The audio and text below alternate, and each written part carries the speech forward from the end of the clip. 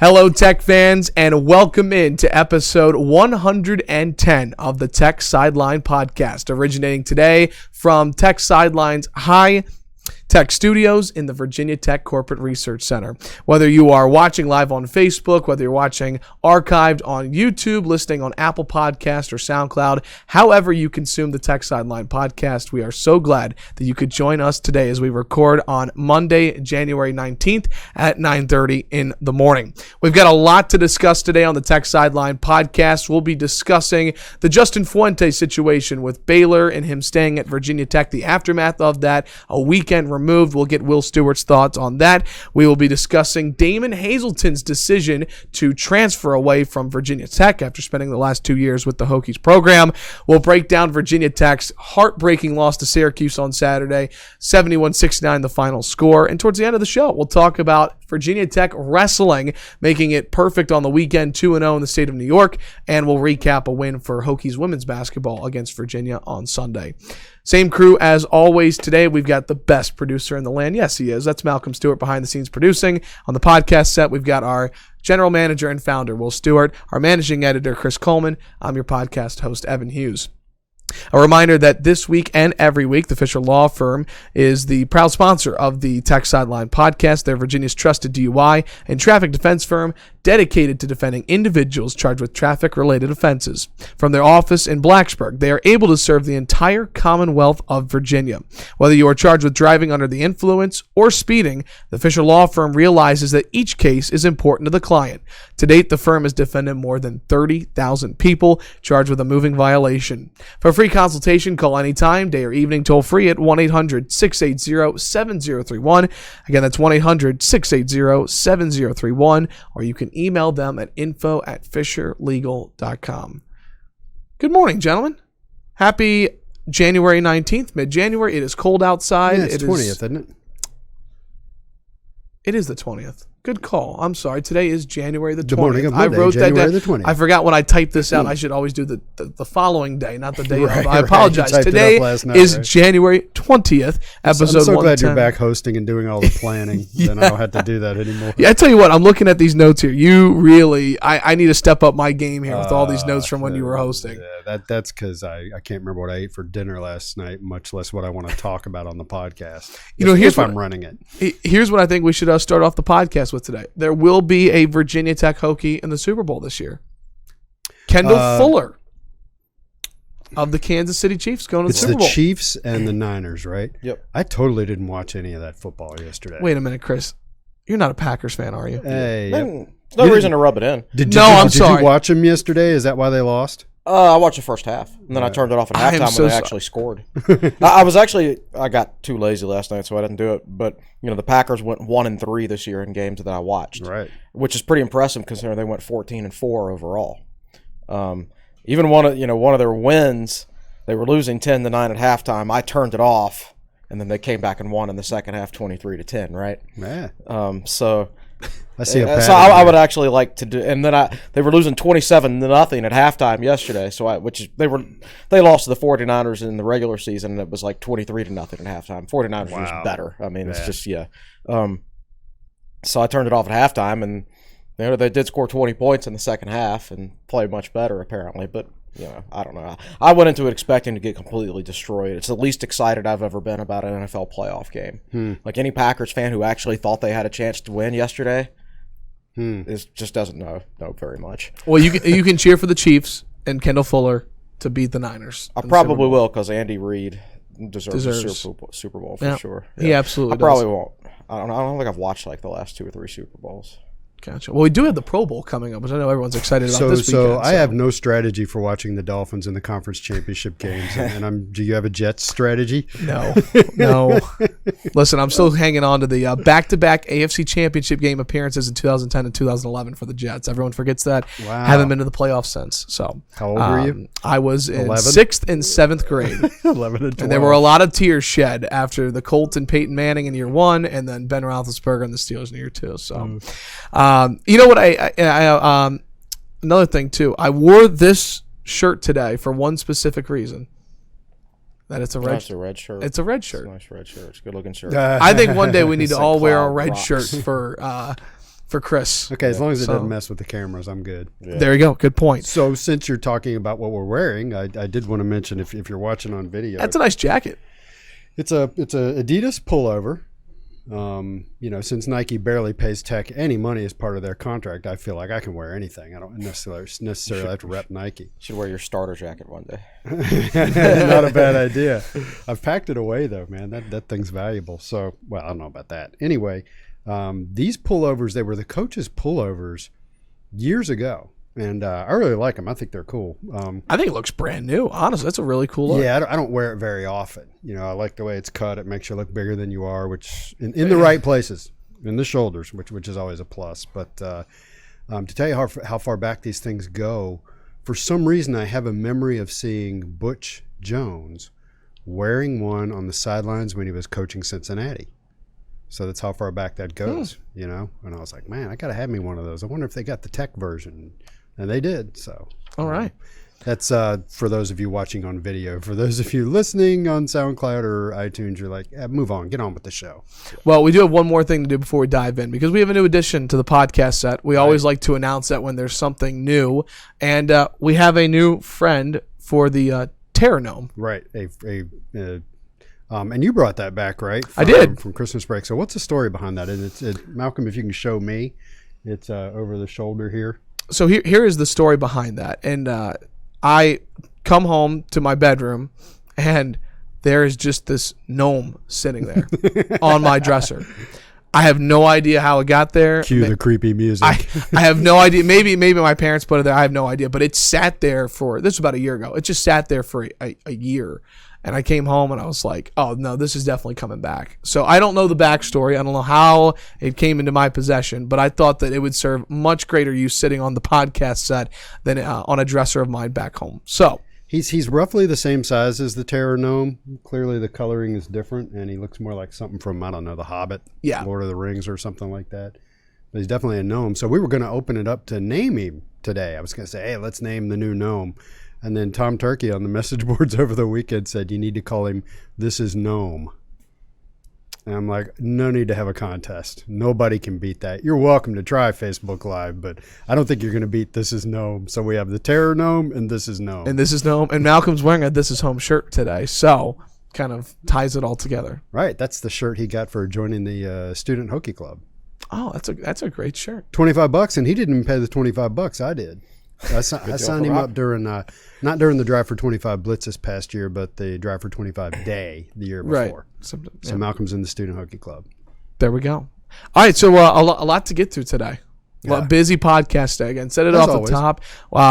In a little bit, we're going to talk a lot about Hokies basketball. I'm going to ask Will and Chris straight up if Virginia Tech will make the NCAA tournament this year. That is going to come later in the podcast. We'll also talk a little bit, again, like I was talking about, wrestling, number 3 in the country. We're going to talk about Virginia Tech wrestling a little bit later and a little bit of Hokies women's hoops. But we begin today a weekend removed from what was a crazy week in Virginia Tech athletics, and that was after Virginia Tech head coach Justin Fuente was linked to the Baylor opening.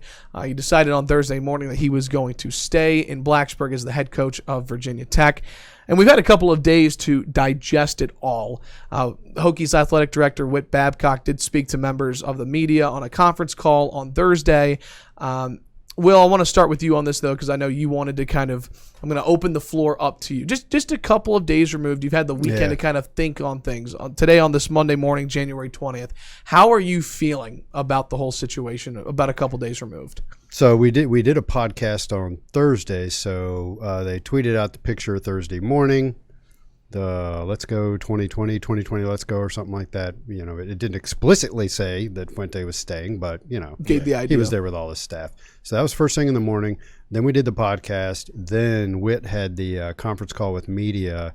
And that was a Thursday afternoon podcast we did, right? No, it was correct. We started it at 1:30, and then they had the conference at 3. Teleconference. We wrapped up the podcast early, so I could make sure I was on the phone for that. Yeah, and so that was Thursday, and then there were a couple more days, Friday and over the weekend to kind of think about things. And so I have a couple more thoughts that came out of that I want to get off my chest, and then we can stop beating this thing and move on.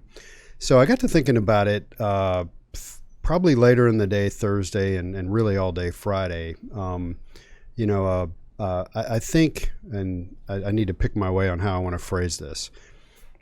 I think that the tweet that Justin Fuente put out on his personal account, the picture of him and the staff, I think he should have done more.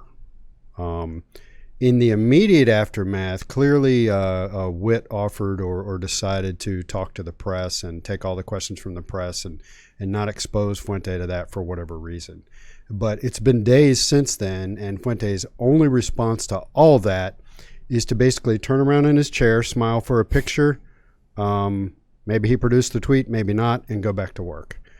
And yes, I know there's a portion of the fan base that says, well, that's great, he should be working. The recruiting contact period started. He's trying to get grad transfers and additional recruits and things like that. And you need to do a little bit more than that. For example, I literally went to the message boards and I said, how about this?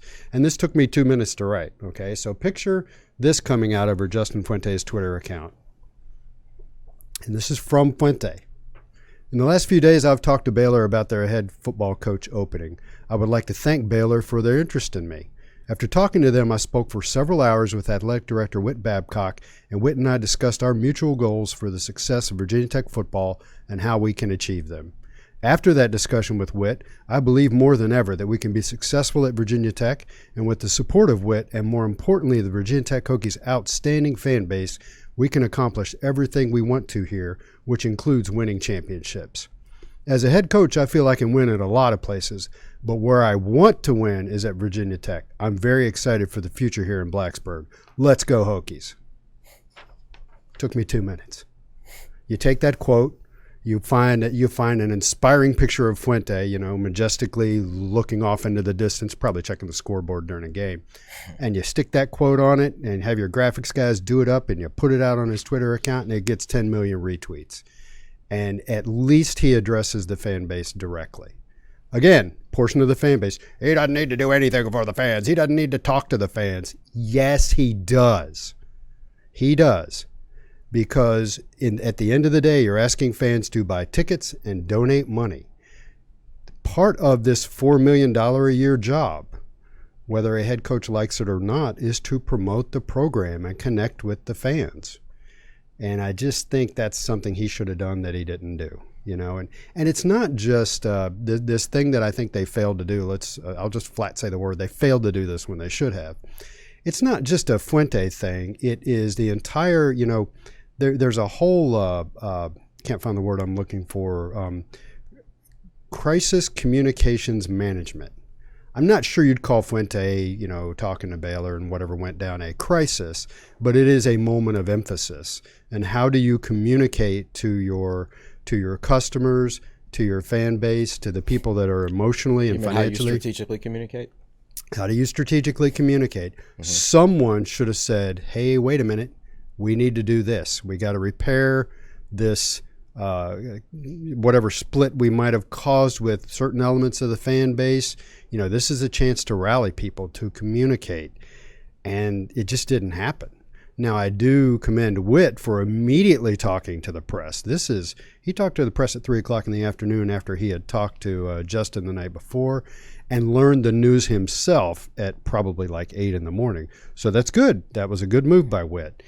And Fuente will eventually wind up in front of the press, I think, when spring practice opens or signing day. Second signing day, sure. So eventually Fuente will go in front of the press. And I get that mass communications is not his thing. Clearly it's not his thing. I think he's very good in micro communications. When you talk to people who have met him and interacted with him, they speak highly of him. And I wouldn't say I've had micro interactions with him. I've been around him. I've been in small groups that have talked to him. And I agree. He's fine in that. But when it comes to these large mass communications, he's not good at that. And I get that he would be like, Whit, I really don't want to address it right now. But it just gets back to what I said. What I described, Fuente doesn't even need to make up that quote. I just did. I'm glad to mail it to him if he wants to use it. Email it to him. That really should have been done. So that's kind of a takeaway I came away Well, with. this is why you have big, huge staffs in athletic departments these days. I mean, a head football coach shouldn't have to write up his own statement like that. Yeah. Justin Fuente can't be head football coach and director of strategic communications all at the same time. Yeah. That has to be somebody else whose job it is to make up with that and then show it to Fuente and said, Coach, we want you to sign off on this. We want to tweet it out. And he'd look at it and be like, okay. And that's as simple as it is. Yeah. It's really that simple. Coach, to really cover all our bases, just sign your name at the bottom of this sheet of paper, saying we can tweet this out for you.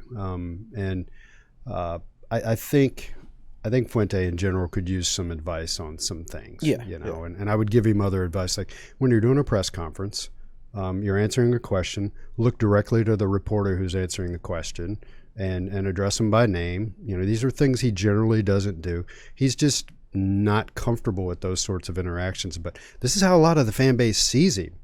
Again, I can hear the response right now. Who cares what he does when he's talking to the media?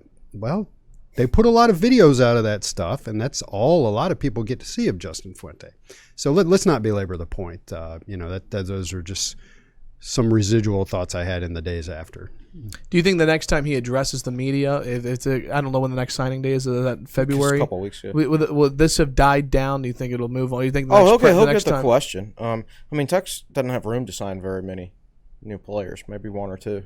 Yeah. So they might not sign anybody. Who knows? So that day is going to be about him introducing his new coaches that have been hired who have not been in front of the media yet. So it'll be him, all those guys.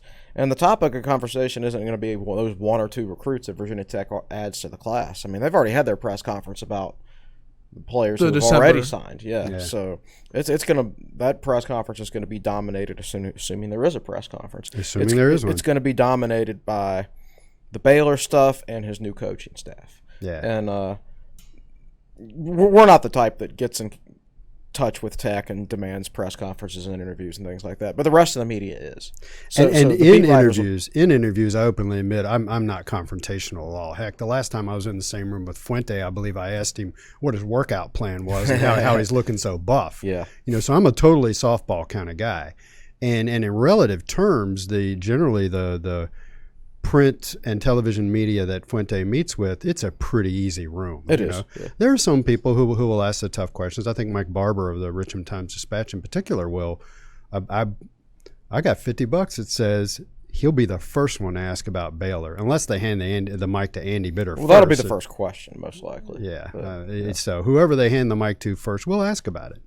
Tech Sideline Podcast recording on January 20th. We're brought to you by the Fisher Law Firm. Also, Will, I know you want to talk about the Virginia Tech Athletics Master Plan. There has been a graphic that Chris brought up this morning off the air. I believe you said, was it Justin Hamilton that tweeted it? Or the original tweet was, I don't know how he pronounces his first name. It's Lino Lopetti, who works in recruiting at Tech, right, Chris? Yeah, I believe so. Yeah, he tweeted out a graphic that was 4 or 5 different pictures of the projects going on at Virginia Tech right now, the facilities projects, Student Athlete Performance Center, Merriman Weight Room, that sort of thing. Meeting rooms. Yeah, meeting rooms, places where they're putting their money right now. And Justin Hamilton retweeted that. So I know you wanted to just kind of a large topic of our podcast on Thursday was facilities and resources. What's the plan, all that sort of stuff. So you wanted to talk about the Athletics Master Plan, a graphic going around. Seems like a good time, to turn over the floor to you just about what you think about that. I know you're going to kind of compare and contrast other schools and their athletic master plan. Yeah, so we had an interesting discussion on the message board over the weekend, and couple of our message board posters started finding master plans for other athletic departments. So if you're listening to this podcast, write this down or try to remember it later. Google Texas Athletics Master Plan, University of Texas. You will get a 117-page PDF that, frankly, I didn't have the time to go through in any sort. So there, Malcolm just put up on the screen the graphic that Lino Lopetti tweeted out. That's neat stuff. Oh, it's also the dorms. So the fancy dorm that they're building, go on a bit of a tangent for that. Virginia Tech is building a dorm It's near the old Squire Student Center. It is on the property that was once owned by the University Club. University Club. Yeah, I'd walk right through the parking lot to that on my way to basketball games and stuff back before we had a press pass and everything, of course. Yeah. But, yeah. So Virginia Tech acquired that land, razed, R-A-Z-E-D, the building that was there, and they're building a new dorm there. And I don't remember the name of the dorm, but this is going on campuses all around the country where they're building fancy dorms to attract the cream of the crop. And what a lot of universities do, and Virginia Tech is doing this also, is they house their freshman athletes in that dorm as well. This is a really nice dorm. You know the really nice dorms at Tech? This is way better than those. Don't quote me on these numbers, but there's something like 550 beds in this dorm, and I think 175 of them will be for the freshman student athletes at Virginia Tech. So from an athletic standpoint, this is a recruiting tool. So Virginia Tech's just now catching up on that. There was a rumor, stuff that Florida State has had for years. Yeah, there was a rumor that one of the big reasons Tech lost Josh Sweat years ago was FSU already had one of those dorms, and Tech is showing him, I don't know, Cockram Hall or whatever, wherever this, the freshmen, and Florida State was showing him one of those. So that was part of the reason we babble on about that is that's part of the graphic that was put up. So anyway, I didn't have the time to read through the Texas Athletics Master Plan, but it's 117 pages and it is out there for the public to digest. And another one that got floated on the boards was Arizona Athletics Master Plan, 37 pages. And I skimmed it, and it is basically, it talks about their fans, their athletes, their facilities. It's their plan for the future, their map. I remember going through the Texas one, and they talked about facilities, and they listed something like 6 or 7 projects. If Virginia Tech has an athletics master plan, it is not publicly available. If you Google it, you're not going to get an answer. They do have a campus master plan for out to 2047. So this is a master plan they started working on in 2017. Takes about a year to come up with these things because you have to have a bunch of parties involved and you have to have buy-in and a shared vision. So Virginia Tech has, if you Google Virginia Tech Campus Master Plan 2047, you will get a document that is 376 pages long and takes a long time to download. And it just presents their future for what let me be clear, the master plan is not something that they will hold to by crossing T's and dotting I's. It's not a blueprint. It is a vision. Here's what we want to do. We picture it like this. And there's only a couple of pages in there that pertain to athletics, and there's really no future stuff in there. It just talks about what they were working on in 2017 and 2018 and mentions a big redo of Castle. And that's it. There really is that part of that document that talks about the campus doesn't, and it mentions these satellite areas. Athletics is one of them. It doesn't present anything beyond the immediate future, certainly not out to 2047. So does this vision exist? And if it does, where is it? Share it with the public, as we talked about the other day. Get the public inspired by this and buy in and understand the scope of what you're trying to accomplish. So that is another thing that came out of a couple of days of hashing over these topics and talking about them on the message boards. Interesting stuff. Baylor's got one too. I found that when I was searching their facilities. Yeah, I think Duke's got one. Just UVA's obviously got one. We've talked about that plenty of times. So if you got time to kill, go down every Power 5 school and make up a little spreadsheet, and you'll find that a lot of them have master plans. I'm not saying all of them do. This pertains to, you said you spent some time over the weekend thinking about it, and what I thought about over the weekend was why we got into this situation at Virginia Tech where we were a little bit behind on facilities and overall vision and things like that. And I think for the first 100 plus years of existence of this program was about beating UVA. Even for the first legend of Virginia Tech's football program was this guy named Hunter Carpenter, who left Virginia Tech and transferred to UNC so he could beat UVA. And then he transferred from UNC back to Virginia Tech so he could beat UVA. Yeah. Right? So this whole program came up from then through the 1990s and into the mid-2000s, I would say. Mid to late 2000s. That's what everybody thought about. Beat UVA, beat UVA, beat UVA. Then Tech clearly passed them as a program. And you're like... Football-wise, right? Football-wise, right. Okay, so we accomplished our goal. We're way better than them. Way better than UVA. So, but there was no real vision to go forward after that. It's like, we've done what it takes to beat UVA. And they stopped becoming competition, either on the field or on the recruiting trail. I would counter that, and Chris and I didn't get to talk about this before we went on the air. I would counter that their goal was to get into a conference. Fair. Competitively, right. Their goal was to beat Virginia. Right. As a department, their goal was to get into a conference. They did not. Their timing on some things was very poor when the ACC was being formed, and they got left out of that. They got left out of that story. But there was nobody like UVA. Tech beating UVA for so many years in a row in football was some Tech, but it was mostly UVA. You've got to be an incompetently run athletic department to lose to the same school 15 years in a row. As far as schools with equal resources, with which Tech and UVA have, they have equal resources. I don't think Tech fans realize that. The resources are between the two schools are dead equal in football, and in fact, UVA has more revenue as an athletic department overall. Yeah. UVA, you couldn't expect them to be incompetently run forever. Eventually, they were going to hire a good athletic director, or at least an athletic director who knew something about football. And eventually, they weren't going to have an incompetent football coach anymore. So, I think Tech had an opportunity to leave them in the dust, really. And we thought because we beat them for 15 years in a row, we were leaving them in the dust. No, but that beating someone on the field of play doesn't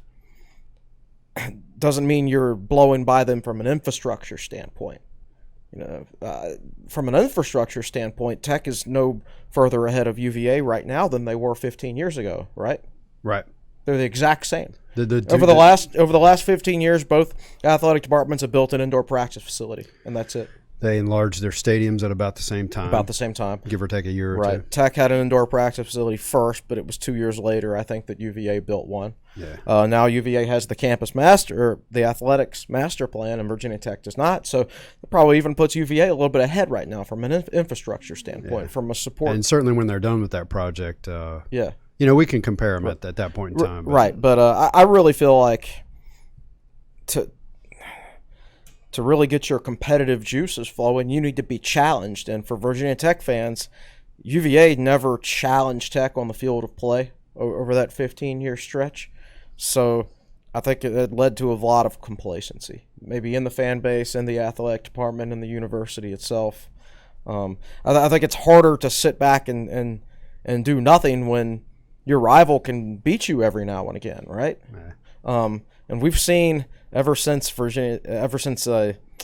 UVA played Liberty before the Tech game this past year. Well, Virginia Tech has scheduled Liberty, and Whit Babcock is playing Liberty twice before the Virginia Tech UVA game. So it's in his way of saying, "Oh, whatever you can do, I can do that too. I can do it twice, right?" Yeah. So I do. There's going to be some kind of a response, and I don't know if it's partially UVA forcing Tech into this, or just the fact that everybody else is doing it too.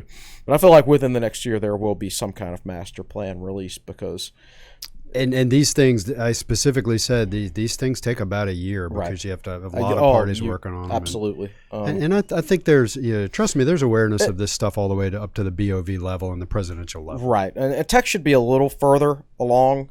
Because you throw everything in there, right? I think they already know pretty much what they're going to do with Castle. They might not have the actual architecture down yet, but I'm sure they've got some concept drawings. Yeah, they're far enough along. I think they should be far enough along with what they want to do where they can release it as part of a plan. I don't think it should take a year. I think it's something that if you release it as a web page rather than a PDF, it's something you could gradually add on to, right? People in academics like to talk, and everybody likes to have their say, and that's why I say it'll take. Yeah, that's true. You leave it just up to Whit. Yeah. We could have something out really good pretty quick, but right. No, you got to pass it through all the other decision makers and people involved. Right. So you think about. I was also thinking about this, just the enormous amount of football infrastructure that was built from literally 2000 to 2005.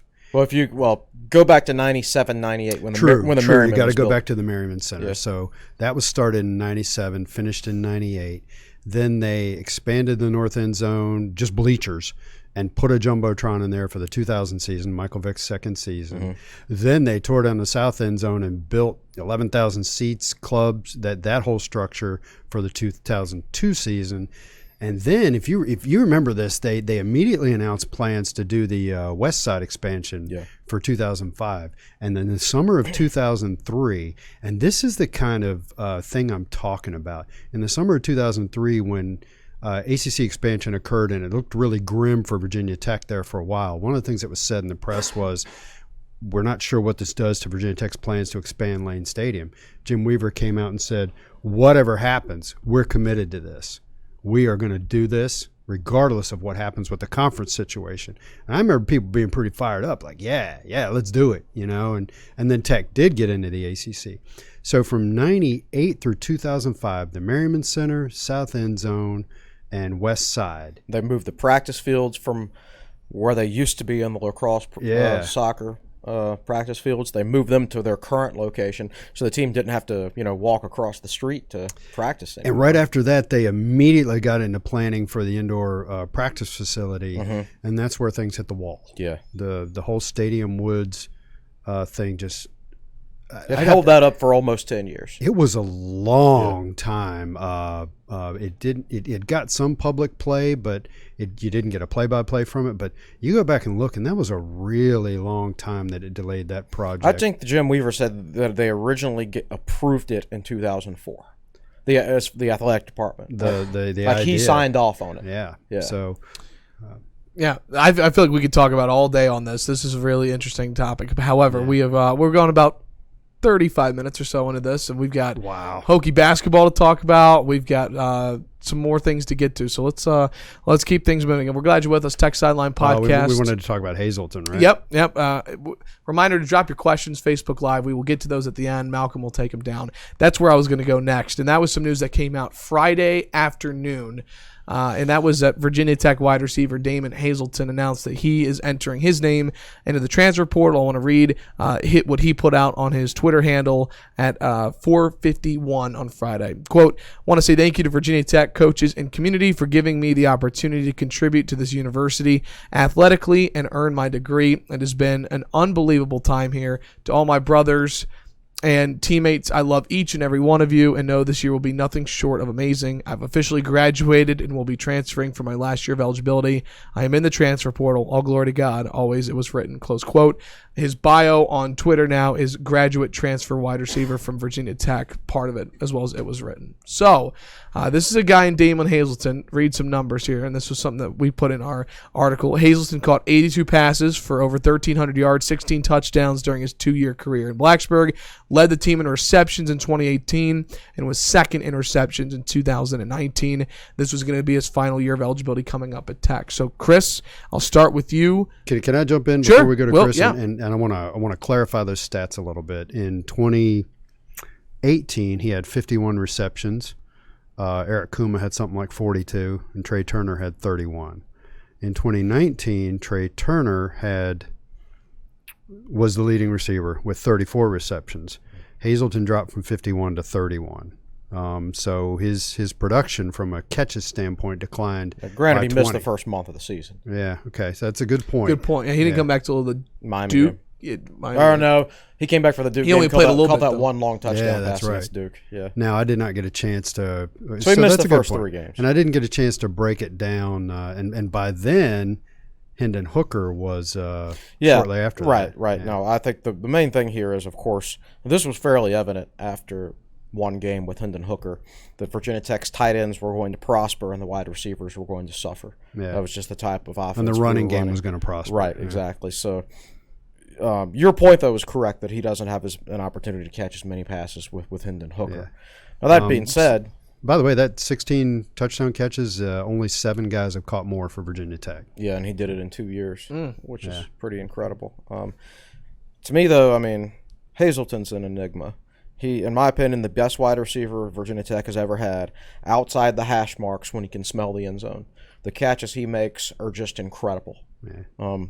You get him wide open over the middle on a slant, though, between the hash marks, and he's the worst Tech has had. Yeah. I mean, it's night and day. He reminds me very much of like a more polished Marcus Davis. Davis was a better overall athlete, but he had some of the same issues. He was not as good as he should have been. Now, I thought the irony with Davis is that I think he was stronger in the middle of the field. If you put Davis near a sideline, he really struggled. He struggled, but he struggled over the middle when it came to hearing the safety over him and getting alligator arms and things like that. Yeah. A couple of big guys who should have been dishing out the punishment seemed more like they were afraid of taking hits and catching the ball over the middle. And Hazelton knows that weakness of himself. I mean, he was visibly frustrated when he dropped that ball against Kentucky, which might have cost Tech the game. Tech is really going to miss him in the red zone. He's the best red zone receiver Tech has ever had. I don't know how you replace that overnight. I don't know. You got to get better at running the football because there's nobody else in this team that can catch fades like him. I would say you run a little more tight end stuff to Dalton Keene, but Dalton Keene is also gone. So we'll see what they come up with. But I don't know that it's a huge loss in the passing game between the 20s, but it's a huge loss in the passing game in the red zone, without a doubt, because he's the best we've ever had in the red zone as far as I'm concerned. He's also a great blocker when he's dialed in and focused. Yeah, when he really wants to block, he's very good. Right. You guys keep talking. I'm going to go get something. I'll be right back. Okay. Darn it, I was just out of stuff to say as soon as you left. But yeah, he's a big loss in the red zone, and I don't know off the top of my head how Tech will replace it. It's going to be interesting. You know, Tech was supposed to return 21 of 22 starters, but it's going to be 17 or 18 or whatever. And there's going to be a lot of new faces in there. There's going to be new running backs in there. There's going to be new wide receivers, or at least there need to be new wide receivers. Look at that. Will has returned. And for those listening, Will has a huge picture of Hazelton getting separation from a Florida State defender, stiff-arming him in the face mask. Yeah, probably. Yeah, this is so. Well, we have great pictures of him in our collection. We have a great one of him catch with a one-handed catch against UNC for the 2-point, or was it a 2-point? No, it was a touchdown in overtime. Right. On 4th down. And then we also have one of him against Kentucky dropping that pass over the middle, and there's not a single defender in the picture. Yeah. So it's like those two pictures really sum up the Damon Hazelton's career. Amazing catches in the end zone. Stuff over the middle where you're just like, ugh. So I think originally he wanted to declare for the draft. We heard all season that he was thinking about declaring for the draft. But I think when it came down to it, he was like, man, they're not going to draft me right now. I think he got feedback that he needed another year of college ball. So that picture that I just showed you, before we built this set and we ate up this entire end of the room, that picture hung on our wall along with the picture of Reggie Floyd standing over Bryce Perkins. Right. By the way, Reggie, if you or anyone you know is listening to this, now that you don't have any eligibility left, come by the office. You can have the picture. It's this huge 3-foot by 2-foot printout. You look awesome. Come pick it up. You can have it. Yeah. It's already framed. The other thing I want to point out about Hazelton is he had caught 8 touchdown passes this year. At least half of them were from Ryan Willis or Quincy Patterson, not Hendon Hooker. Right. Okay, so the deep ball against Duke was from Ryan Willis. Willis came in right before halftime of the UNC game and threw the fade to Hazelton. For a touchdown. Beautiful play. Quincy Patterson threw the touchdown pass to Hazelton. That was a 4th down fade. That was to Hazelton. To keep the game alive, right? Yeah, in the UNC game. Quincy Patterson threw a touchdown pass to him in the corner against Notre Dame. So 50% of his touchdown passes this year, at least, I don't even remember the others, but at least 50% of them came with Ryan Willis throwing him the football. Or Quincy Patterson, yeah. Or Quincy Patterson throwing him the football. Sitting around with Hendon Hooker for a year in this type of offense, and this is not a knock on Hooker, it's just how the pieces fit together. I think he's looking at it from a standpoint of that's not the right offense for me. I need a Ryan Willis offense. I think that's reasonable, Now, and that goes back to the whole future NFL prospects are more important to him at this stage than the team, than whatever team he plays for, because he's unlikely to land on a spot in a better situation from a win-loss standpoint as he find in Blacksburg next year. But that's just how guys are these days. Yeah. Let me ask you this, Will. Over the last 3 weeks or so, we've seen Deshaun McClease declare for the NFL draft. Something that came out of left field, I feel like for Tech fans, was Dalton Keene announcing he was going to the NFL draft, and now Damon Hazelton, who would have been in his final year of eligibility, announced that he's transferring. 3 players a part of that. How many players were coming back? It 21. Looked like 21. We're down to 18 now. Down to 18. Which we said it'd be 18 or 19. That doesn't leave a whole lot of wiggle room. Doesn't leave any more wiggle. But I mean, the deadline's up for NFL declarations. Right. You can still put your name in the transfer portal if you want, but I mean, at this point, you would wait until after spring practice to do that because the semester starts for everybody this week. So by the way, classes start tomorrow. Yeah. Correct. And that is the point at which Tuesday. That's the point at which the players all start going to class, and anybody who wants to announce their transfer and still retain their scholarship for the for the entire spring semester can do so. Mm-hmm. So I'm not saying you're going to hear any transfer announcements on Tuesday or Wednesday or whatever, but that's typically a trigger for that. So that's coming. So should Tech fans read into losing those 3 upperclassmen, veterans? Is this just I don't want to spend a ton of time on this, but is this just the day and age of college football where this should be an expectation that this could happen? Or everywhere but Clemson, apparently. Travis Etienne, for some reason, is coming back to Clemson that I can't fathom. Well, they're losing a defensive tackle that Tech wants. Yeah, Xavier. I forget his last name. Can't remember his last name. Yeah. And Tech has talked to him. I don't know how likely that. Xavier Kelly, I think, is the Kelly, defensive tackle who's leaving Clemson. Anyway, what was the question? Just should Tech fans read into losing 3 pieces in McClease, Keene, and Hazelton? Is this just the day and age of the transfer portal? Okay, I think good question, and I think that what Tech goes through is typical. I would hesitate, even though I just did it. I would hesitate to compare what happens at Tech to what happens at Clemson. I don't know what's going on down there at Clemson, but they have guys who are ready for the NFL now who are choosing to come back. Go ahead, make your jokes about, that's because they're getting paid more at Clemson than they would in the NFL. I don't know about that. Travis Etienne probably get paid a lot more money in the NFL than he would Clemson. So, well, yeah, I mean, the minimum salary in the NFL these days is over $300,000 on an active roster. Yeah, so, telling me they're paying Travis Etienne $300,000 plus? It's a joke, but it's implied that that their players are comfortable. Yeah. But I don't know. So be careful. Don't. It's easy to look at. Wow, Clemson's keeping everybody. Well, geez, they're Clemson, but they're not keeping everybody. They're the defensive tackles leaving. So yeah, they lost a top linebacker over the weekend who declared. Yeah, for the draft. Okay. Cool. All right. Well, that will. I think it is a slight issue, but at the same time, you can't compare just across numbers. I mean, I could go to the 247 database that lists every grad transfer and say, oh, this school has 10, this school has 6, this school has 4. But, you have to go much deeper than that, right? Because some of the players Tech has lost to the transfer portal weren't going to be good enough to play. I mean, last year, Chris Cunningham, transfer portal, wasn't going to play. Who was a defensive tackle? Darius Fullwood, transfer portal, wasn't going to play. Rob Porche. Porche wasn't going to play. Yeah. So it's you can't do a comparison. Yeah. Honestly, you can't. Just on sheer numbers. Yeah. You have to drill deeper than that. Great discussion here. We're rocking and rolling here on the Tech Sideline Podcast presented by the Fisher Law Firm, recording on Monday, January 20th. That'll wrap things up for our football discussion, but we still have some Hokie hoops to talk about. Virginia Tech 3-3 in league play. They lost a heartbreaker to Syracuse over the weekend. We'll break it down and talk about Virginia Tech men's basketball as we take a break here on the Tech Sideline Podcast, which is proudly presented by the Fisher Law Firm.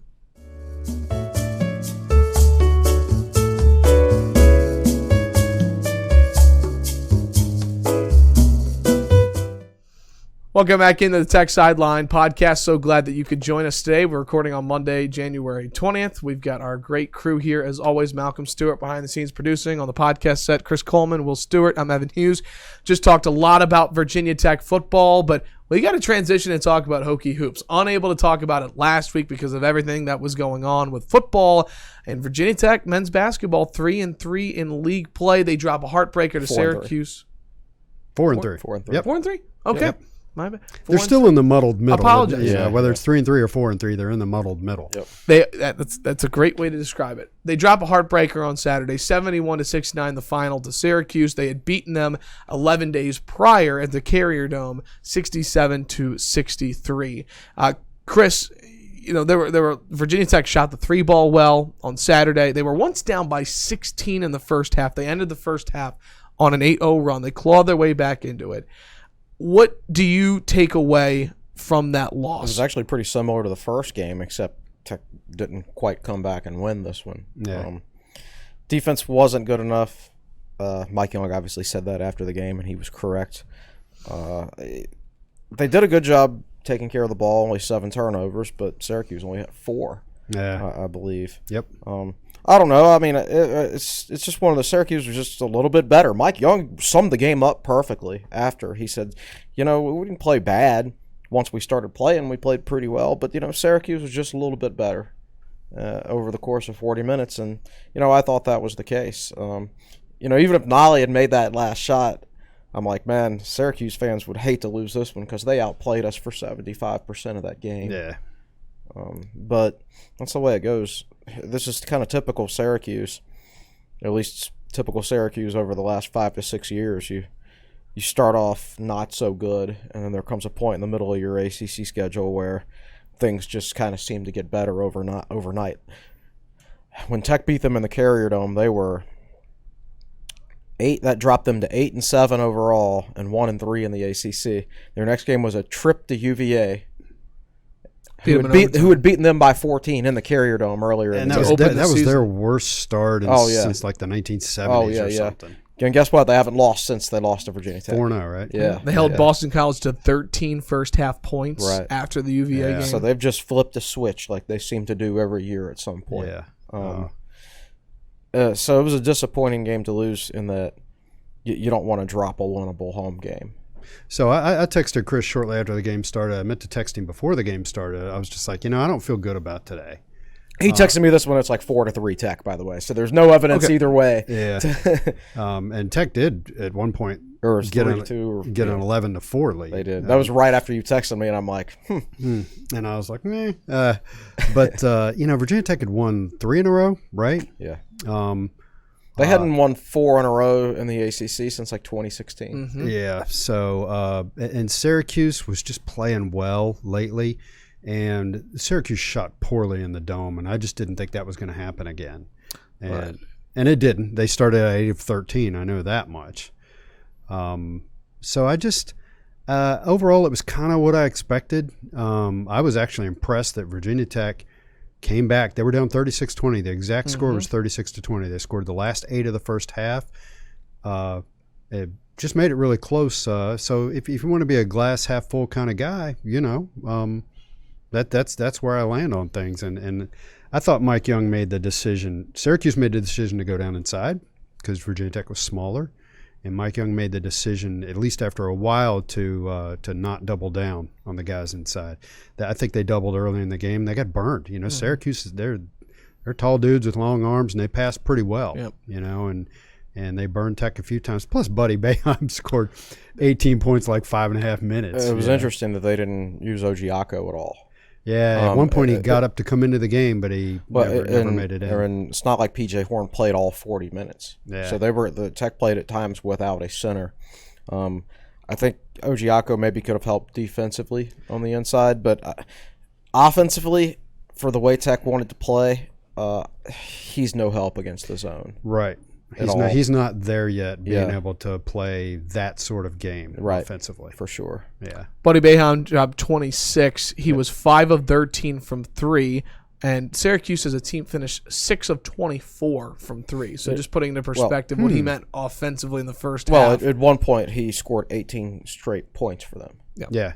So a stat that I tweeted out probably at halftime, one of the reasons Virginia Tech lost this game was at halftime. I didn't run the stats after the game. At halftime, Virginia Tech was 3 of 11 from 2-point range. Mm-hmm. So Syracuse, to try to get really any team, you try to get what you can from behind the 3-point line, but you want to shoot a pretty high percentage on the 2-point shots, and Tech wasn't. And they weren't efficient. It's on the other side of the coin. It's disappointing that if Boeheim hadn't got on that huge streak in the first half, Tech would have won the game. I mean, that was 18 points in 4 minutes, 5.5 minutes. 5.5 minutes. I mean, that's crazy. The same time, man, Elijah Hughes, I thought, had a horrible game. He was 6 of 18 from the field. He's the one that had that horrible last possession late in the game that gave Tech the ball back with a chance. Yeah, you tweeted out it was one of the worst possessions it was awful. He literally just dribbled the ball around the same spot for 30 seconds. Tech double-teamed him with both guards, and he still didn't pass the ball to anybody. He just put up a 3-pointer with 1 second left on the shot clock. The ball never touched anybody else's hands the entire possession. It was awful. If Tech did that, our fans would be like, "What in the world was Mike Young thinking?" Yeah. So that was a horrible possession for Syracuse. So, as well as Boeheim played, they were still ripe for the picking, so to speak, because of stuff like that. I didn't think Hughes played a good game.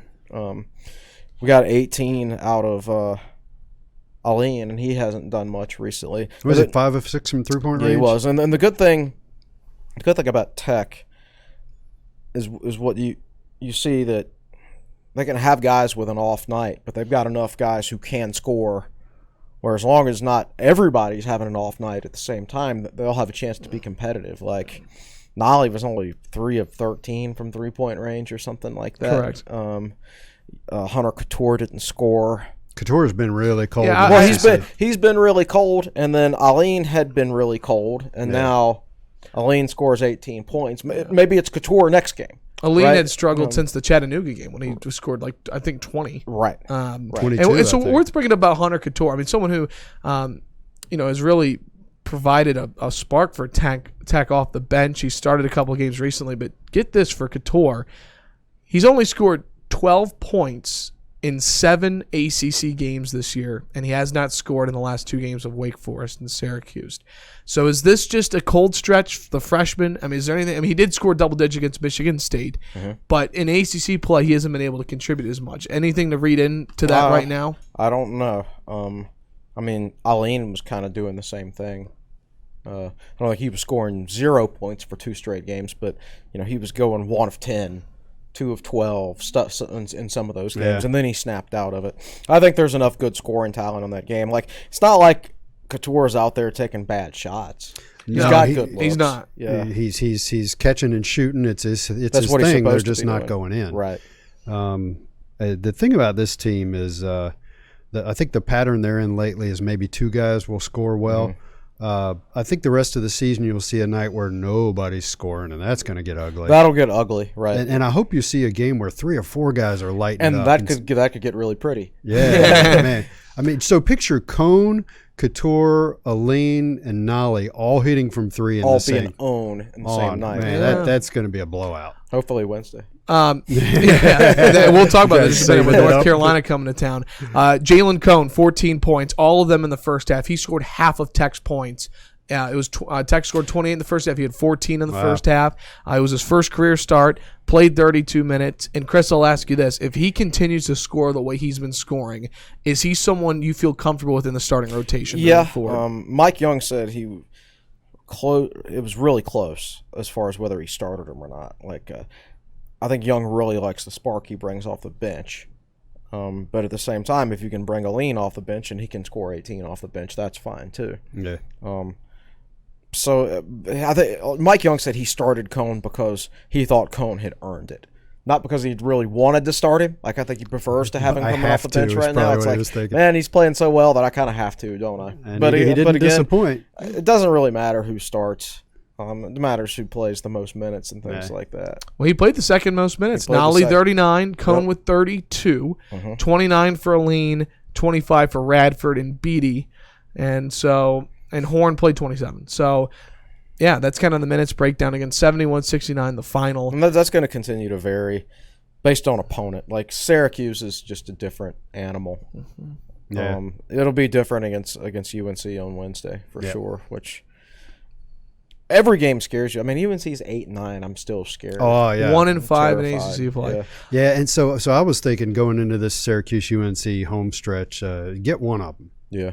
Now the pressure's on. There's only one to get. You got to beat UNC on Wednesday night. And the weird thing is, like, if Boston College was rolling here with an 8-9 record, 1-5 in the ACC, I'd be like, we're going to win by like 25. Yeah. But it's UNC, so I'm like, oh man, we might lose. Yeah. They still got some talent on that team, but it seems like every time Roy Williams, he's trying to find ways to motivate them. Right. At first, he's saying, "Man, this is the least talented team I've had in a long time." He said, and that. He doubled down on it. He doubled down on it. He's like, "This is the least athletic team I've ever had." Back-to-back weeks, you think that's going to fire somebody up, right, and get them. Think about that. Have you ever heard a coach publicly say something like that? Oh, sure. Some coaches do that. It depends on the personality of your team. Yeah. His team has not handled it well. It seems like every time he says something negative about them, they get worse. And you expect it to like challenge their competitiveness, right. And they come out and play an angry basketball game next time and play better. Yeah. They're getting worse. So, I mean, Pitt smoked them. That game was – Pitt beat them by 14. That was they were up 20 at halftime. Yeah. Clemson knocked off UNC. I mean, again, they're 1-5 coming into Blacksburg. So, yeah. Will, I mean, this is a team that's towards the bottom of the ACC.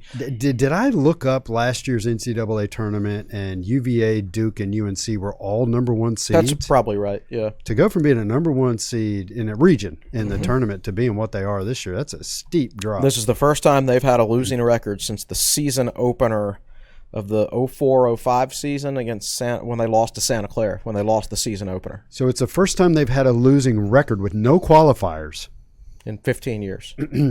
Oh, yeah. And you're talking 0-1. Right, yeah. And then they started winning and I think they won the national championship that year. They might have. I think they won the 2005 national championship. Yeah, they did. That was Tech's first year in the ACC. That was Tech's first ACC game against that UNC team. That's right. Yeah. Yeah. What a way to welcome to the league. Yeah. Well, so the ACC, they sent North Carolina into Castle Coliseum in early December that year. And that's not an ACC thing to do. Yeah. I don't think they sent him in to pound Tech into submission and send them. I think they gave them an opportunity, and that was pretty gracious. So UNC coming into Wednesday, is this I don't want to use the word a must win because it's early, but is this a game that Virginia Tech should have? Depends upon what your goals are. I mean, if you want to make the NCAA tournament, you need to beat this UNC team at home. You can't lose this one at home. It's a team with a very poor net rating. NET rating. Yeah, they're the lowest rated net team in the ACC. Maybe Boston College is below them. I'm not sure. I haven't compared the bottom of the ACC in a little while. But looking at the top, yeah, just not a good team. Cole Anthony's still expected to be out. I don't think he's back anytime soon, is he? No, I don't think so. I've not heard anything. Their original timeline was, I forget exactly what it was, but I looked at the calendar and I'm like, He's coming back. He could come back for the Tech game, and I'm like, watch, that'll be his first game back. Yeah. But it doesn't seem like that's hopefully going to happen. UNC doesn't. Hopefully Roy Williams didn't say the right thing this weekend after they lost, and they'll just continue on that path. I don't know what you say at this point. So two questions about Tech basketball here before we move on.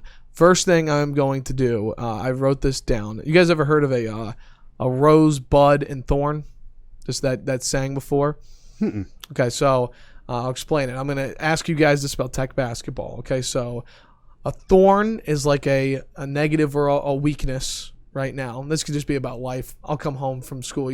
My mom's like, what was your rosebud and thorn today at school? So you've got your thorn, your bud, which is kind of blossoming, like things on the promise, and then your rose is what's going really well so far. So I'm going to ask you guys this. What is your rose, bud, and thorn for Virginia Tech men's basketball on Monday, January 20th? Big picture here. Not just from the Syracuse game. Oh, just for the season? Yeah, just for the season. Yep. Okay. Your rose, bud, and thorn. Okay. So could be a player, could be team, however direction you guys want to go. Okay, so thorn. I would say lack of size. When you take P.J. Horn out against Syracuse, and I don't even know who was playing the five for Tech. Isaiah Wilkins, Landers Nolly, somebody like that. Probably. So, every time you get the ball inside, and if you don't double that guy, he's got a clean look over P.J. Horn. It's just up to him to make it. Yeah. I mean, you've got to make sure he doesn't catch the ball to begin with. So there's nothing anybody can do about that right now during the season. And outside of retaining Kerry Blackshear, there wasn't a whole lot Mike Young could have done about it before the season. But that's going to continue to be an issue. I know North Carolina is not very talented, but or at least Roy Williams says they're not very talented. But I do know they're going to bring some size into Castle. Yeah. And every team Tech plays is going to be bigger than them, at least at the center position. So I would say that's probably the thorn. Well, let's go thorn, Charlie. Let's go. Do you have a thorn, Will? Thorn for me is the youth, which that's been less of a problem than expected. But how much of that is because the ACC stinks? Right. Yeah. That's the unspoken part of all this, is that part of the reason our expectations for Virginia Tech is so high is, number one, what Virginia Tech's doing, number two, how bad the ACC is. Good point. When you are a year away from UVA's national championship and you're disappointed you didn't play better in JPJ and thinking like I am, Virginia Tech can beat that team. That tells you how far, in the entire league you can say that sort of stuff about. For me, the thorn is just that with experience comes knowing how to close out games. They've already learned how to not lay down anymore and keep battling and come back. But I got to think the inexperience isn't helping when it comes to finishing off games. Yeah, well, obviously the play with Nolly, the prime example. He rushed it. Whatever happened there, Mike Young wasn't really forthcoming about what the play was, and plenty of time to make another pass, and he just took about a shot. 5 seconds when he shot it. Let go of that ball. Yeah. All right, so that's the thorn. Let's do this. I'm going to go to the rose because I always feel like the bud is like can help you get to your ceiling. All right, the All rose. right, so the bud is really the best thing, and the rose is like a promising. No, the rose is what's great. Around. The bud is like blossom. It's a bud. Okay. Give me your rose. What is really good right thing. now, Virginia Tech basketball? The rose, of this Hokies team right now. I think they've. I think there's a winning culture there, and I think it was. I think when Buzz Williams took over the program, he had to do certain things and make sacrifices that first year because Tech had a losing culture, and he had to change that culture. So he had to do things like kick Joey Van Zegeren off the team in the middle of the season and run off what's-his-face who ended Trevor Thompson. Yeah, Trevor Thompson and people like that. He had to establish culture. That was more important than actually winning games in year one. Yeah. And then he eventually built a winning culture. When Mike Young got here, the winning culture was already established. A lot of new players for the most part, of course, but BCBD has never not made an NCAA tournament. Isaiah Wilkins and P.J. Horn have never not made the NCAA tournament. Even those red shirts last year, Nolly and Radford sat on the bench and practiced against an NCAA tournament team, a Sweet 16 team. So there's a culture of winning in this program right now, which I think is strong, and that's why I really want to make the NCAA tournament this year. That'd be 4 years in a row, man. And that's when you talk about yourself as a perennial NCAA tournament team. Yeah.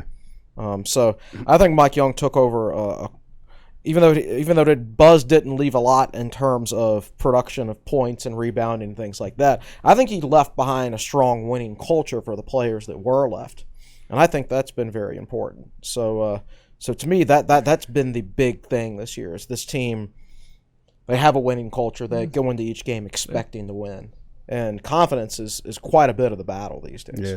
That's your rose. What's your rose, Will? And I'd agree with that and say that the fans are more engaged than they were at the beginning of Buzz's tenure. If you go back and watch Virginia Tech's first home game against Duke and Buzz's first year, there were a ton of empty seats in Castle because people didn't expect to win. So I think the rose is the depth of the rotation and the fact that there are so many scorers in that rotation. I'm going to go out on a little bit of a limb here. It's not like anybody remembers everything I said and will throw it back in my face, but you just won't see this. You're unlikely to see this team get blown out because you've at least got a couple of guys that are doing well that night. That's what we've seen so far. As we discussed, there might be a night where nobody's doing well and they do get blown out. But I think because of the depth of the rotation and how many scorers you have a good chance to be competitive every game. All right, so and then the bud. This is the part that's blossoming, could turn into a rose, pick me, or it could go to a thorn. It's kind of in the middle. So Tyrese Radford. Okay. Yeah, he's not going to a thorn, man. He's definitely blooming and blossoming and emerging right now. Didn't really get a chance to show his stuff against Syracuse. He did get some open shots in the middle, which he missed. So they did try him out there in the middle of that zone, but that guy, that's a guy nobody saw coming. Yeah, if he can turn into if he can develop a shot, just an average shot, he can be a really good player. The thing is, he's the type of guy who actually doesn't have to score to make a big impact on the game. Well, he's like a Chris Clark type, right? Excellent rebounder. I don't know if he can go coast to coast like Clark. Yeah, he's not quite as athletic as Clark. Clark's don't think he has the passing skills of Clark, but yeah, well, like Clark, he can score 0 points and still have a big impact on the game because he's a good defender and an elite level rebounder and things like that. I think for me is my answer to this part would be it's actually the youth, which was you mentioned as your thorn. When I look at it in the grand scheme of things. I think Tech lost 85 to 90% of their scoring and rebounding from last year's team. Well, next year, on paper, right now, Brandon Johnson's the only senior. He hasn't scored a single point. He's maybe got like 2 or 3 rebounds. Tech's basically going to be bringing back 100% of their scoring and 99.9% of their rebounding next year. We know but college kids are college kids. We know how it goes, but you know, even if you lose one guy, you're still going to be bringing back basically everything. Yeah. And you're adding 2 top 100 recruits. Bamasil and Maddox. Right. And I look at this current group of players, and I see they've played well this year, but they can get so much better. There's certain things to the offense that I'm sure he hasn't been able to add yet because he doesn't want to overload a bunch of freshmen. And he doesn't have the post guy he wants. Correct. Right, exactly. And next year, Kivaluma. Right, you're right. Absolutely. That'll bring some more size. That'll be an immediate help. Help on the glass, help with defensively, everything.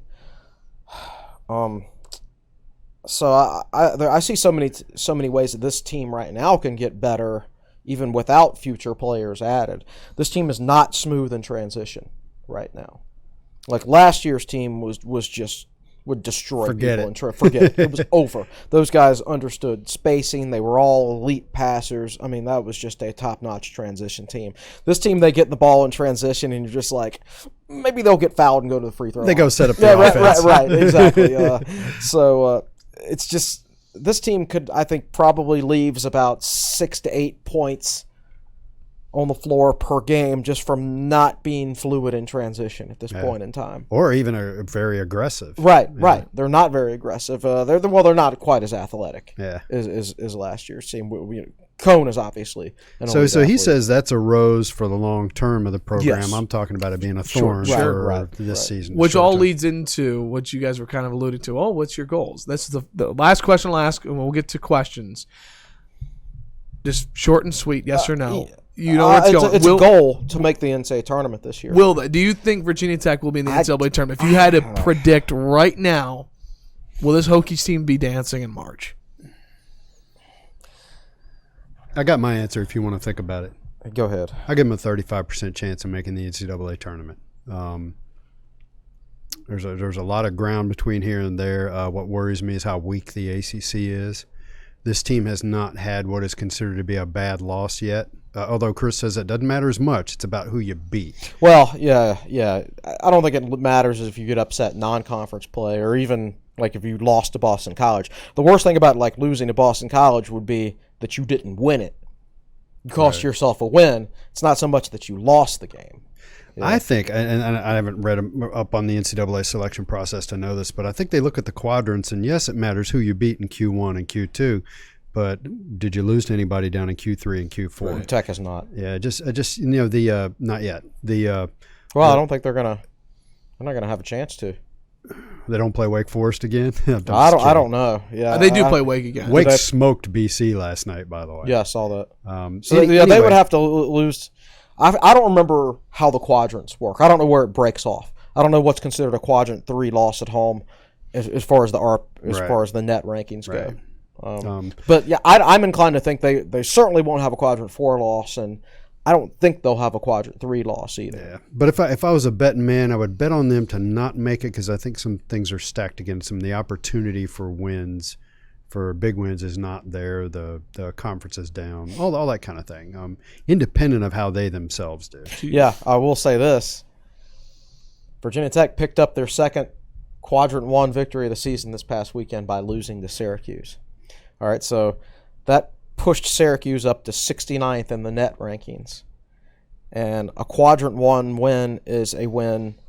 One way to get a quadrant 1 win is to beat a top 75 team on the road. So now Syracuse is in the top 75, so Virginia Tech's win in the Carrier Dome counts as a quadrant 1 win. So and right now, I think the Michigan State win's still a quadrant 1 win. That's going to stay. As MSU's long as they stay in the top better. 50. Yeah. Oh yeah, they're going to stay in the neutral, top 10. so they're top 15 right now. That's inked. That's in cement. That's a quadrant 1 win. Boom, baby. And I think Syracuse will stay as a Q1 road win. It's certainly possible. So by losing to Syracuse, that Virginia Tech doubled their amount of quadrant 1 wins. It's kind of like the opposite of what happened when they beat Florida State in the ACC tournament that year. That knocked Florida State out of the top 50, and Tech had beaten Florida State earlier in the season. So by winning that game, the Hokies actually cost themselves a top 50 win. In the RPI. Yeah, that was in the old RPI system, right? Absolutely. So anyway, do you think they're going to the NCAA tournament? I'm inclined to say no, but I think it's going to be really, really close.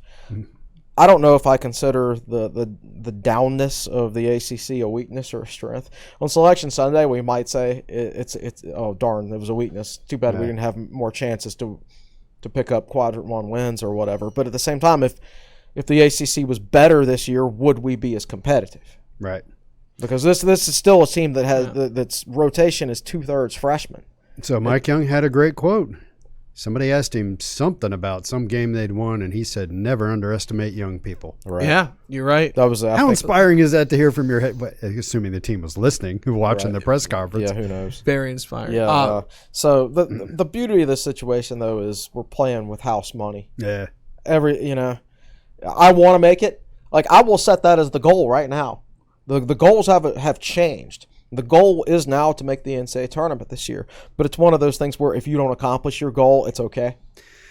My fear going into the season, to play on that, my fear going into the season was a James Johnson, Buzz Williams type of first year where the fan base just disengages because they're used to being, not being held up year after year after year, and I think he's maintained that level of interest and passion. Yeah, he has. He certainly has, and that was important to me too. It was important to keep the fan base engaged because I think the basketball fan base is growing, and in time, I think if this can be a consistent NCAA tournament team, I very much think that the Tech fan base will embrace basketball. Especially once we put $50 million into CASA. The students will especially do it, but because of the way people are gravitating more these days towards faster sports. Yeah.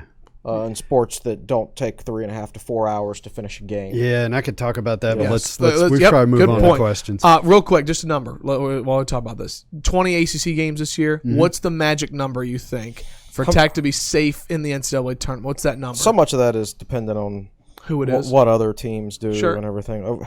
How many non-conference games did Tech win? Probably 13. No, I don't think so. 12. I mean, they played 20. They played 20 ACC games. Yeah, you lose 2 of them this year, so it's probably 11 OOC games. Yeah, count them up for me, Evan. Yeah. And remember that first win was a Tech is 13-5 right now. Let's see: Coppin State, USC Upstate, Lehigh, Delaware State. 9. They've won 4 ACC games. Michigan State. Yeah, so they've won 9 and lost 2 out of conference. Correct. They won 9 non-conference games. So 11 out of conference games. By the way, that Dayton loss, Dayton's, I believe, number 13 in the country right now. And that that's fine. All right, so to get to 20 overall wins, that means you have to win 11 ACC games, right? Right, okay. I see where you're going. Right. But 20 overall wins and 11 wins in the ACC, because the ACC is so down this year, that doesn't necessarily get you in. I'd feel good with about 12. That was the first number that came to mind for me, was 12 I don't and 8. know that I'd feel good this year with 11. And any other year, I'd feel good about it. Perfect. But maybe not this year. But that'd be 21-10 overall before going to the ACC tournament. But so much of that is, who do those 21 come against? Like if Virginia Tech somehow beat Duke and Cameron in their next meeting, right? Or they beat Louisville, right? Or Florida State and that's 3 quadrant wins. If quadrant 1 wins, if Syracuse stays in the top 75, then I think that would probably get you in. You got 3 quadrant 1 wins, 21 overall, 11 in the ACC. But if you don't pick up another quadrant 1 win, then maybe you need 12 ACC wins overall. But again, so much of it is dependent on what other teams and other conferences do too. Sure.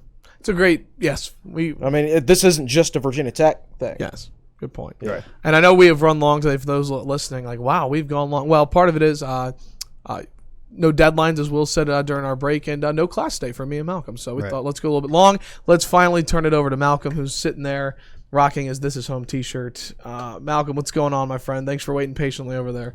No problem. Did we talk about wrestling? We did not talk about wrestling. They're pretty good. 47-0. Let me. I do want to shout this out real quick, like we talked about. Virginia Tech wrestling, undefeated on the air. Go on the road, shut out Binghamton 47-0, and then against Cornell, first win in program history against Cornell yesterday. Really? Hokies knockoff. Yeah, Cornell historically. I know they're a good program. I feel like sometimes there's this. Reality is sometimes as a fan, you had this idea of like a football school, and if they're not good in football or basketball, you don't really think about it. It's weird, kind of these different Ivy League sports. School. Yeah, how is an Ivy League school any good at wrestling? That's a first thought. But Cornell is a powerhouse in wrestling, and so Tech went on the road yesterday, picked up another win. They're unbeaten. They're number 3 in the country, and this team is just continuing to get better. But let's be clear that number 3 in the country will not translate into a number 3 finish at the NCAAs. This is dual. Duals have nothing to do with the national title. Right. What did somebody on the wrestling board say, that Virginia Tech and one other program in the country have the most dual meet wins against ranked teams? So if from like a dual meet standpoint, Tech is very strong, but from a tournament standpoint, no, don't expect. And hope this doesn't make Tony Roby mad, but this is what I read the wrestling message board, and this is what smart people are saying. This isn't going to translate to a big high finish at NCAAs unless something pretty amazing happens. And then I do want to shout this out as well before I turn back over to Malcolm. Like I said, women's basketball went on the road. UVA yesterday picked up a big win against the Cavaliers. Dara Mabry, as I showed Chris and Will and Seen, had a 3-pointer from the logo, literally, that kind of helped secure that win. So Tech women's basketball is 3-3 in league play. They're off to a great start. Now, don't go back and give the home game back to UVA.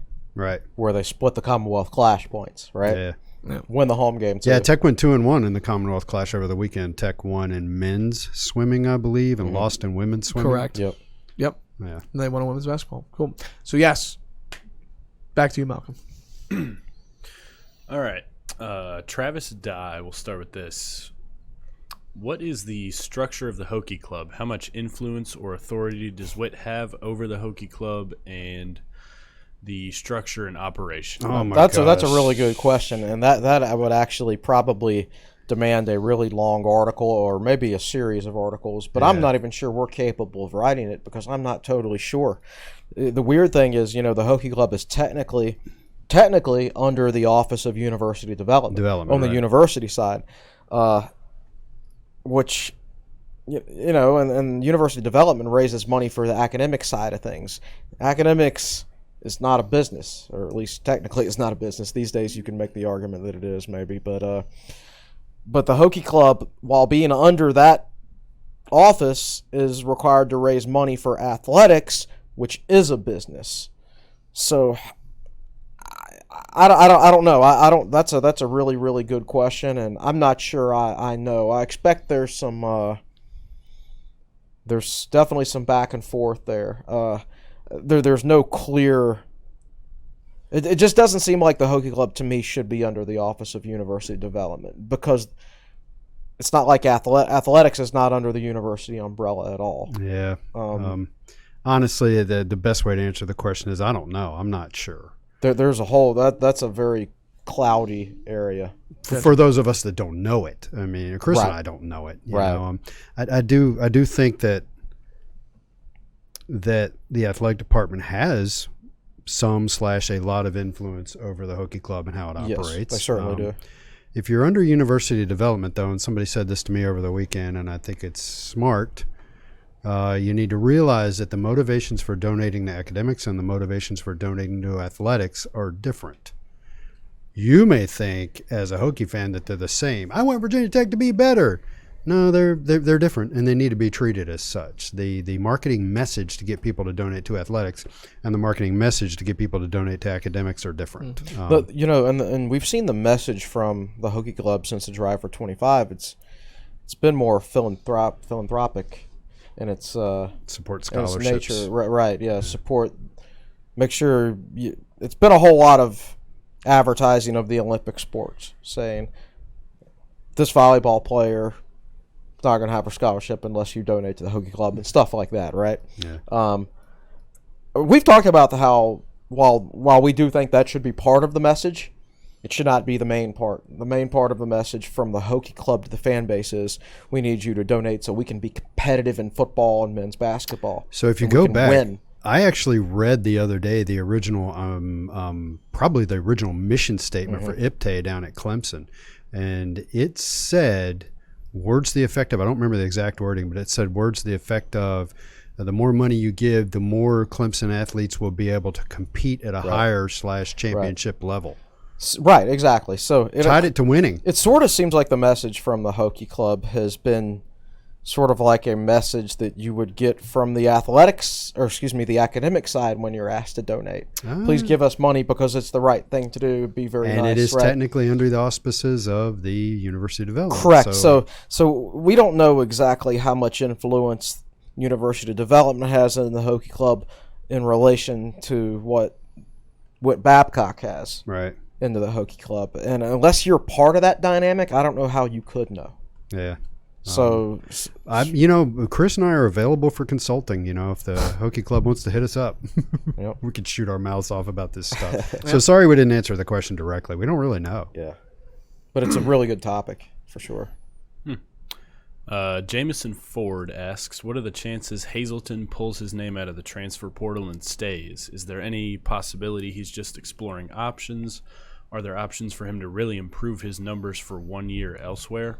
Yeah, if he lands at a place that throws the ball a whole lot to wide receivers, somebody who's got a big time arm like a Ryan Willis or a Quincy Patterson, he'll have an opportunity to catch more passes for sure. Yeah, and I don't think it even needs to be quote unquote a better program. If he finds a better situation at like a MAC school. Oh, Tech went 6-7 last year, and that was a better situation for him as far as catching passes than this year's 8-5 team. If he can go to like an AAC team or a MAC team that's going to throw 85 passes his way, sure. So don't judge the transfer based just on where he ends up. He's transferring. He's going to try to find the spot that he feels like is his best opportunity to get to the NFL. Yeah, showcase talents. Right. Yep. Yeah. Good question. So to directly answer the question, I don't think the chances are really high that he's going to stay. I think it's very low. Yeah, I think he's out. Wayne Shepard, any chance Coach Fuente will learn from Coach Young's press conference skills? No. Win or lose, I love listening to Coach Young. No. Look, you can. He is what he is, folks. I don't understand why. Good question. All right, you're right. You can change your personality to a certain extent, a very, very certain. You can identify certain things where you say, I need to get better at this, and you can get marginally better at it. But personalities don't change. My personality is not going to change. I don't expect anybody else's personality to change, right? I mean, you are who you are. I think there's certain things he could do better at there, but I also think, Fuente wakes up in the morning and he thinks about football. And the Virginia Tech media people, they walk down to his office 5 minutes before his press conference and knock on his door and say, okay, it's time. And he walks down there and does the press conference and goes back and starts thinking about football again. he needs somebody to tell him. It's not like he sits up all night thinking about what am I going to say about my press conference tomorrow. What am I going to, he doesn't. I'll go you one more. Whatever you're getting ready to say, he doesn't just need to be told it. He needs to be made to do it in order to change. Sure. And what leverage are you going to have over him? The guy's your head football coach. But anyway, go ahead. And he could take. Yeah, right. You don't have a lot of leverage over him right now because he's got the leverage right now. But I mean, people complain about the water bottle thing. And I agree, that's an issue. He needs to stop crinkling water bottle during press. The issue there isn't him. He's not thinking about stuff like the issue is that they put a water bottle in his hand in the first place. That needs to be a glass with a pitcher of water, with water poured into that glass. So, and that's what they do with these other places. Like I watch Premier League press conferences all the time, and it's a pitcher and it's a glass. There's no option for a coach to have a coach crinkle up a water bottle, and that's not those coaches thinking about it, saying, man, get me a glass instead of – that's the director of media, strategic relations, communication, whatever title the guy has. So we started putting the podcast on video, and believe me, we get feedback on how to improve. Sure. I'm not sure that there's too much glare off of this. Don't do this, and somebody was even complaining about how Mike Young will dig in his ear and do this kind of stuff. And so trust me, you get feedback. I just don't know that there's anybody giving Fuente feedback after the press conference is over. No, probably not. Saying, hey, the stuff I said earlier, look directly at the reporters, use their names. Mm-hmm. It doesn't come to him naturally, and nobody's telling him or making him do this. Right. So I don't think he's going to change. Let's do one more, Malcolm. One more. Ryan Haynes, which VT player would you like to see Mike Young play more or less? I'm actually totally good with the rotation. I can't sit there and say that playing Ojiako more than 8 minutes a game would dramatically help because he's just not quite ready. He needs to play, but he's not quite there where he can take over games or be a better option than PJ Horn, in my opinion. What about Isaiah Wilkins? His playing time, I thought he played more against Syracuse than 15 minutes. 15. Yeah. And I don't know how that compares to the previous games. He hadn't played as well this year as I thought he had, but at the same time, he